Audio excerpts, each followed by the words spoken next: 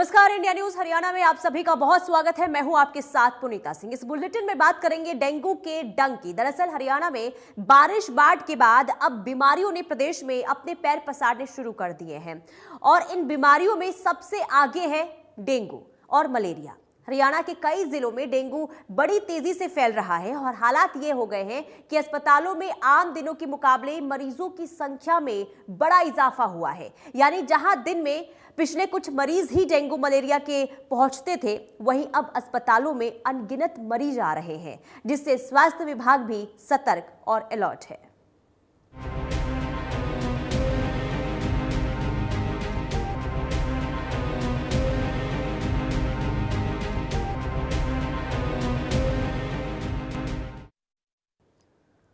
तो हरियाणा में डेंगू के जो मामले हैं वो लगातार बढ़ते हुए नजर आ रहे हैं। प्रदेश में लगातार बढ़ रहे हैं डेंगू के केस। प्रदेश में डेंगू के अब तक 549 मामले आ चुके हैं और मलेरिया के 145 मामले सामने आए हैं। हरियाणा में 5 जिले सबसे ज्यादा प्रभावित हैं, जिसमें रेवाड़ी, गुरुग्राम, सोनीपत है और यहां पर सबसे ज्यादा केस देखने को मिल रहे हैं।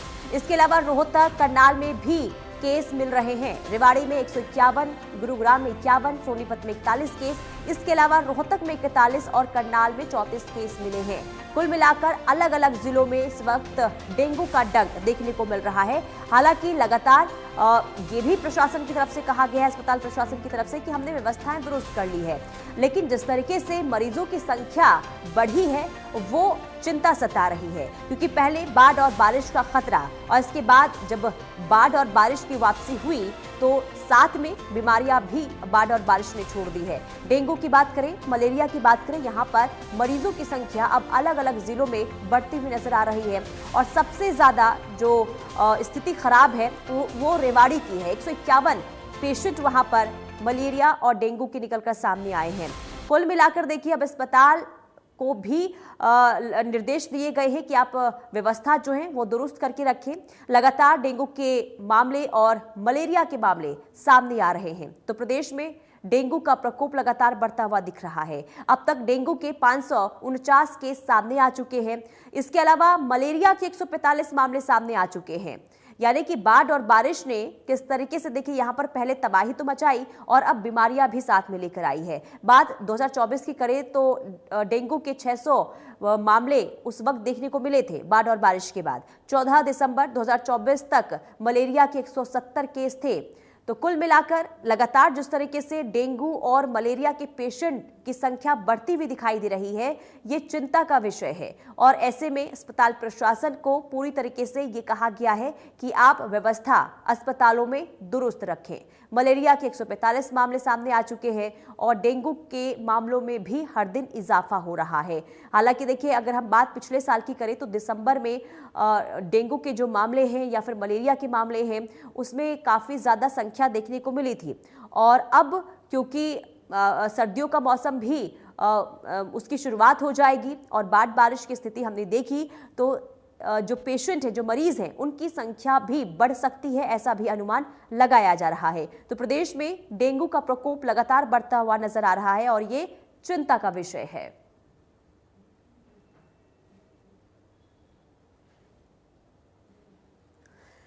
तो प्रदेश में डेंगू का प्रकोप अलग अलग जिलों में देखने को मिल रहा है। लगातार मरीजों की संख्या बढ़ रही है। पहले देखिए अस्पतालों में कम मरीज पहुंचते थे, लेकिन जब से मामले बढ़े हैं, लंबी लंबी कतारें जो हैं वो मरीजों की देखने को अस्पताल के अंदर मिल रही है।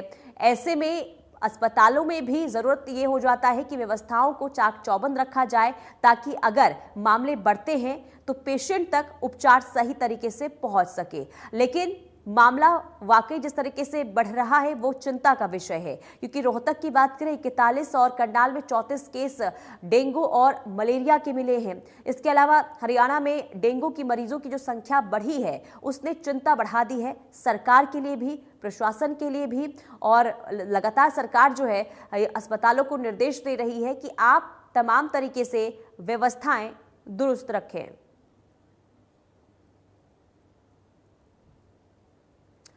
और हमारे दो संवाददाता ग्राउंड जीरो पर बने हुए हैं। रेवाड़ी से हमारे साथ अमित बने हुए हैं और गुरुग्राम से हमारे साथ भी हमारे संवाददाता बने हुए हैं। उनका रुख कर लेते हैं। सबसे पहले रेवाड़ी का रुख करेंगे।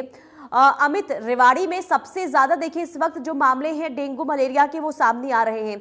आज के क्या हालात है? जी, आपको बता दें कि रेवाड़ी कहीं ना कहीं टॉप पर है डेंगू के मामलों में। ये अब कोई पहली बार नहीं, पिछले 4 सालों की बात करें, लगातार रेवाड़ी में डेंगू के सबसे ज्यादा मामले दर्ज किए जा रहे हैं और अभी भी ये आंकड़ा 170 पर पहुंच चुका है। साथ ही 10 मामले रिकॉर्ड किए गए थे और लगातार जिस तरह से संख्या बढ़ रही है, अनुमान यही आशंका व्यक्त की जा रही है कि ये आंकड़ा और ज्यादा बढ़ सकता है। सबसे बड़ी वजह यही है कि लगातार जिस तरह से बारिश हुई और जल भराव की स्थिति देखने को मिली, उसके बाद लगातार डेंगू का डंक लगातार बढ़ता जा रहा है। और सबसे बड़ी वजह जो सामने आई है, क्योंकि स्वास्थ्य विभाग की ओर से कहा जाता है कि वो अलर्ट मोड पर है, लगातार तमाम आइसोलेशन वार्ड बनाने से लेकर तमाम व्यवस्थाएं की गई है। लेकिन जब बात फॉगिंग की आती है तो प्रशासन की उदासीनता दिखाई देती है कि रेवाड़ी में अभी तक कहीं पर फॉगिंग दिखाई नहीं दी। इसका सबसे बड़ा वजह ये लगती है कि कहीं ना कोऑर्डिनेशन की कमी है डिपार्टमेंट के बीच में, क्योंकि स्वास्थ्य विभाग की ओर से दवाइयां उपलब्ध की जाती है। जो जिम्मा होता है फॉगिंग कराने का वो नगर निकाय का होता है और जो ग्रामीण क्षेत्रों में पंचायतों का होता है। लेकिन फॉगिंग कहीं होती हुई दिखाई नहीं देती। कल जब इंडियन न्यूज पे खबर दिखाई गई थी, उसके बाद जरूर रेवाड़ी के डीएमसी ने दावा किया था कि जल्द ही रेवाड़ी के सभी वार्डों में डेंगू के लिए फॉगिंग शुरू कर दी जाए, क्योंकि सबसे जो हॉट स्पॉट है रेवाड़ी शहर बना हुआ है। 170 मामलों में से कुल जो 61 मामले हैं वो रेवाड़ी शहर के। ऐसे में समझा जा सकता है कि जो डेंगू के लिए हॉट स्पॉट है वो रेवाड़ी शहर की कुछ कॉलोनी, खासकर मॉडल टाउन एरिया जैसे जो सबसे पॉश इलाके माने जाते हैं। ऐसे में कहीं ना कहीं प्रशासन के लिए एक बड़ी चिंता है कि और कहीं ना कहीं अलर्ट होने की भी जरूरत है, ताकि ग्रामीण क्षेत्रों से लेकर शहरी क्षेत्रों में फॉगिंग कराई जा सके और जो लगातार डेंगू का डंक जो लगातार पंख पसार रहा है उसको रोका जा सके। लेकिन अभी तक ऐसा होता हुआ दिखाई नहीं देता। अब रेवाड़ी के स्वास्थ्य मंत्री आज रेवाड़ी पहुंचे, उनसे भी हम बात करेंगे थोड़ी देर बाद। आखिर वजह क्या है कि रेवाड़ी हॉटस्पॉट बना? क्योंकि स्वास्थ्य मंत्री आरती सिंह राव का गृह जिला है रेवाड़ी, और आज रेवाड़ी में मौजूद है, तमाम अधिकारियों की मीटिंग ले रही है जिला सचिवालय में। आज उनसे जानेंगे आखिर वजह क्या और आखिर किस तरह से जो लगातार डेंगू का डंक पूरे प्रदेश में बढ़ता जा रहा है और रेवाड़ी इसमें सबसे टॉप है, क्या उनका एक्शन प्लान है और किस तरह से, क्योंकि बेहद गंभीर बीमारी डेंगू जिस तरह से फैलता है, कहीं ना कहीं लगातार प्लेटलेट डाउन होने के मामले सामने आते हैं।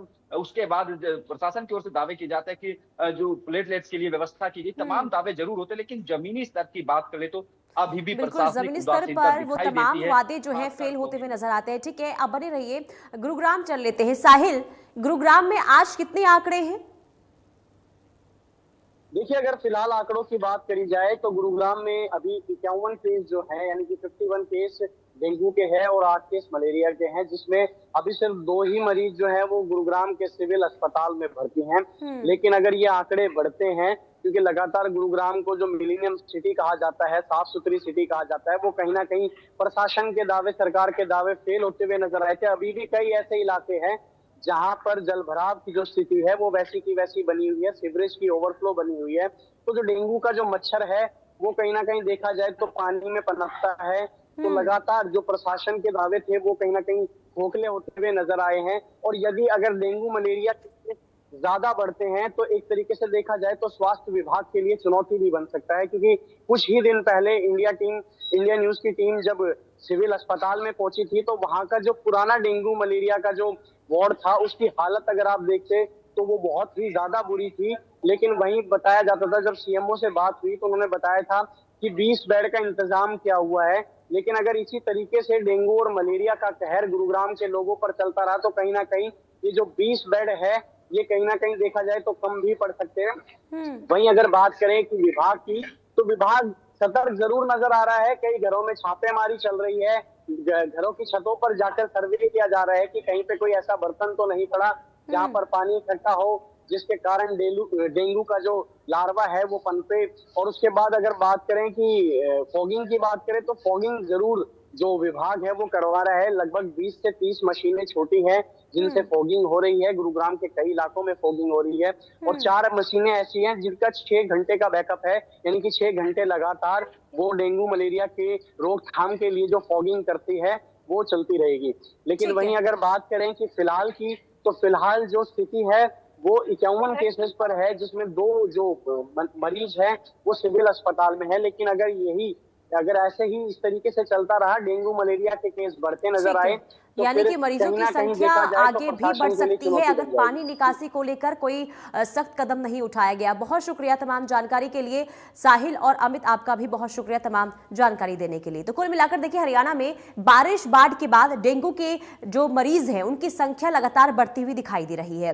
प्रदेश में डेंगू की अब तक 549 मामले सामने आ चुके हैं, वहीं मलेरिया के 145 मामले सामने आ चुके हैं और हरियाणा में 5 जिले सबसे ज्यादा इस वक्त प्रभावित हैं, जिनमें रेवाड़ी है, गुरुग्राम है, सोनीपत, रोहतक और करनाल शामिल है। इसके अलावा बात रेवाड़ी की कर लेते हैं तो यहां पर 151, गुरुग्राम में 51 और सोनीपत में 41 और रोहतक में 41 और करनाल में 34 केस मिल चुके हैं। तो शहर शहर डेंगू का कहर इस वक्त देखने को मिल रहा है और सबसे ज्यादा जो स्थिति खराब है वो रेवाड़ी की है। इसके अलावा गुरुग्राम में भी मरीजों की संख्या दिनों दिन बढ़ती हुई नजर आ रही है। हालांकि देखिए, कई सवाल उठते हैं कि बारिश और बाढ़ के बाद जिस तरीके से प्रशासन की तरफ से ये कहा जाता है कि प्रबंध पूरी तरीके से है, लेकिन जब बारिश आती है इसके बाद जल जमाव की जो स्थिति बनती है वो उन दावों की पोल खोलती हुई नजर आती है। पानी की निकासी ना होने की वजह से कई तरह की बीमारियां उत्पन्न होती है और यही इस वक्त हरियाणा के अलग अलग जिलों में देखने को भी मिल रहा है। पानी की निकासी ना होने की वजह से अब डेंगू के जो मामले हैं उसको लेकर लगातार जो मरीजों की संख्या है उसमें बढ़ोतरी दर्ज की जा रही है, क्योंकि देखिए, पानी अगर उसकी निकासी नहीं हो पाएगी, पानी एक जगह इकट्ठा होगा तो कई बीमारियां भी उत्पन्न होती है और यही इस वक्त अलग अलग जिलों में हरियाणा में देखने को मिल रहा है।